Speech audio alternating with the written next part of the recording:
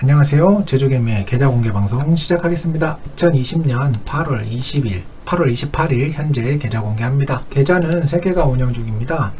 아시겠지만 이제 나무 1 계좌부터 먼저 보시죠. 제가 가지고 있는 계좌의 나무 1 계좌는 타이거 200 선물 인버스 2배짜리, 코덱스 200 선물 인버스 2배짜리, 코덱스 코스닥 150 선물 인버스, 타이거 코스닥 150 선물 인버스, 한국항공우주 가지고 있습니다. 현재 마이너스는 11%에서 21, 18, 26, 마이너스 38까지 다 다양하네요. 제일 마이너스가 많은 것은 역시 코덱스 200 선물 인버스 2배짜리 6천만원이나 되네요. 다 합쳐서 1억 437만 9,232원입니다. 다시 또 1억이 넘어갔는데요. 8,900만원까지 갔다가 다시 또 1억대로 올라왔습니다. 그렇지만 걱정이 되거나 그렇진 않고요. 고점이 거의 다 온 것 같다는 생각이 듭니다. 이제 올라봐야 얼마나 올라가겠어요. 이번 주 코스피가 힘이 없다고 느껴지는 건 저 혼자만의 뇌피셜인가요? 시간이 얼마 없다는 것으로 알고 있는데, 시간을 자기 편으로 만드는 사람이 주식시장에서 살아남더라는 제주개미의 경험담이었습니다. 코로나19로 인해서 힘이 없이 느껴지지만 저는 시그널을 기다리고 있고요. 2450이 한 번 더 오면 스탁론을 받아서 완전 몰빵을 한번 해볼 생각을 가지고 있습니다. 네, 그러면 이제 나무 2 계좌 보시죠. 나무 2 계좌는 총 마이너스 7,430만 2,200원입니다. 여기에는 한국항공우주만 없는 거죠.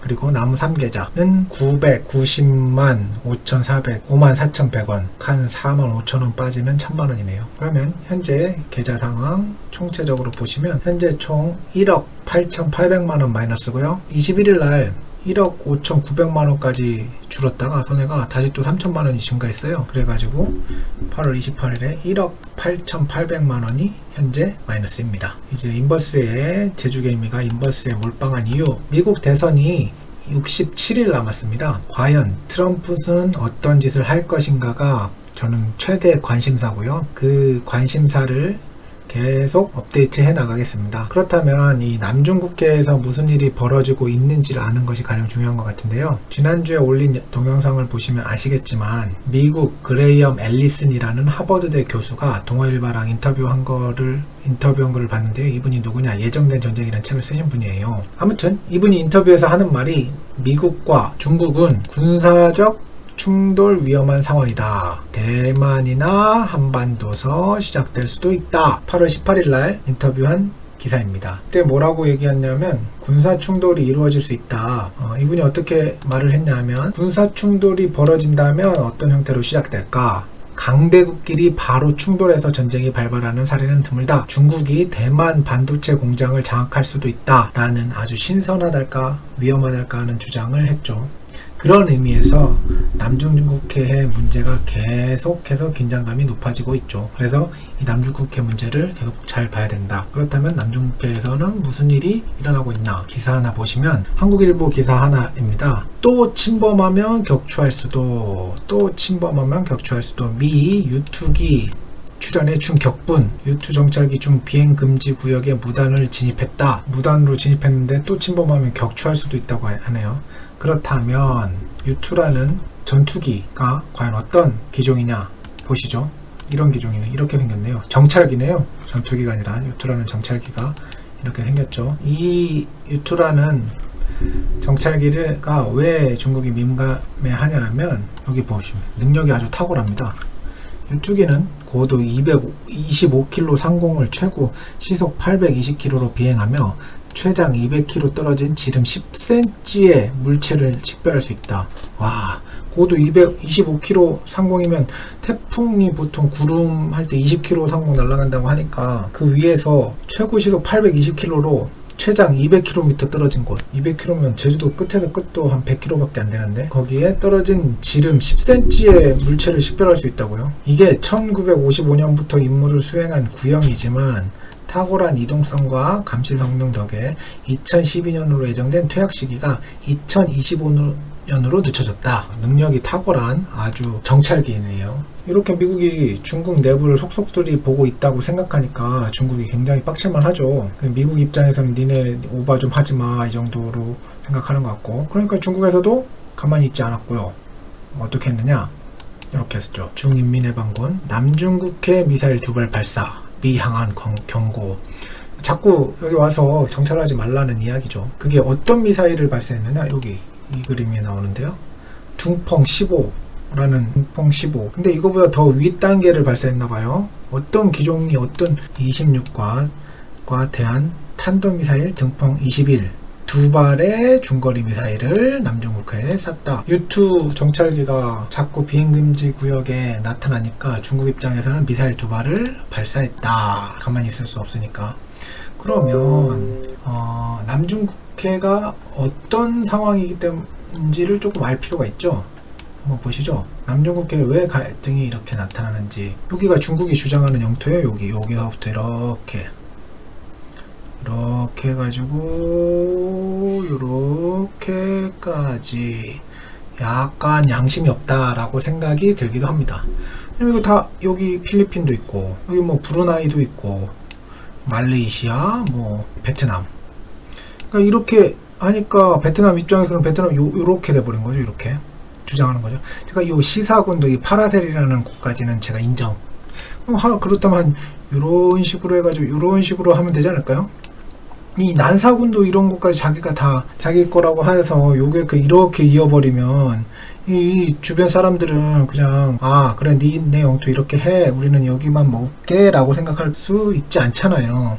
베트남 입장에서도 그래 해보자 해가지고 이렇게 되는 거지. 이렇게 이것도 내 땅이다.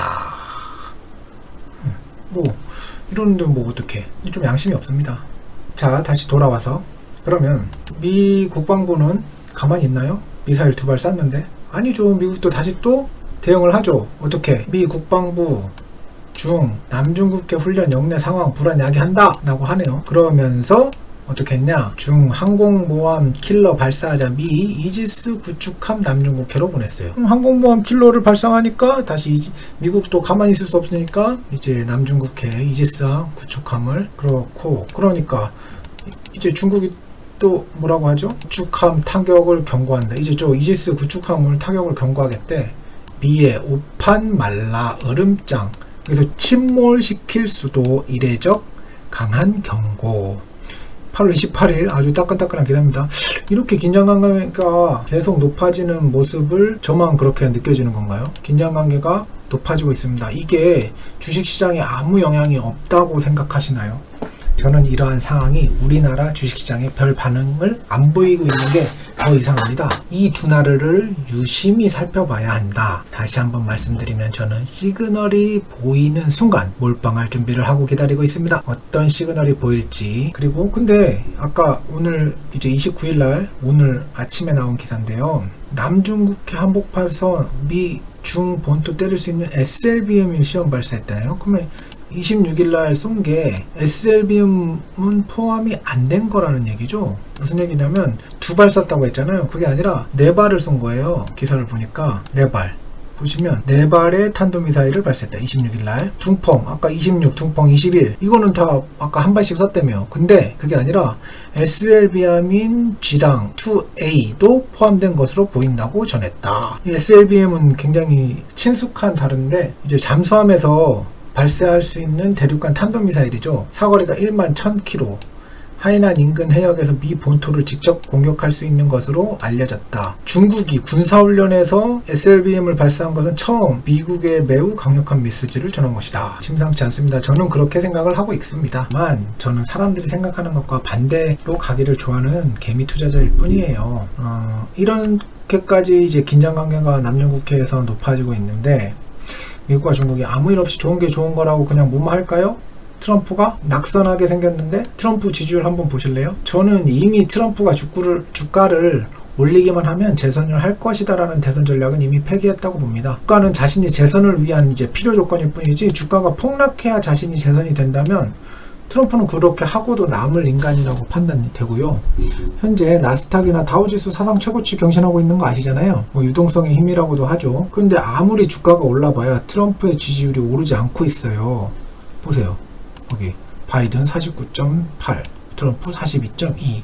8월 말 이거 거의 다 와가는데 이게 줄어들지가 않고 있어 계속. 그러니까 트럼프가 미국 대선까지 무조건 주가를 올릴 수밖에 없을 것이다 라고 판단하는 것도 수정해야 되지 않을까 생각이 됩니다. 남들과 다르게 생각해 봐야 된다. 그렇게 생각하는 방법을 훈련해서 이 주식 바닥에서 저는 아직 살아남고 있고요. 이 정도로 하고 다시 계속 업데이트 해 나갈게요. 그리고 인버스 몰빵한 이유 하나 더 있죠. 북한 리스크. 인버스에 몰빵한 이유. 북한 리스크는 지난주에 위임 통치설로 굉장히 시끌시끌했는데 근거가 없다고 합니다. 북한 리스크는 조금 크게 나올 때가 있는데 아직까지는 그렇게 크게 나오지 않고 있어요. 결론은 이제 미국 대선이 67일 남았다. 그리고 북한 리스크도 항상 존재한다. 저는 이걸 가지고 인버스에 몰빵을 한 상태다. 이 정도로 알고 계시면 될 것 같고요. 계속 계좌 공개 방송 진행하도록 하겠습니다. 안녕.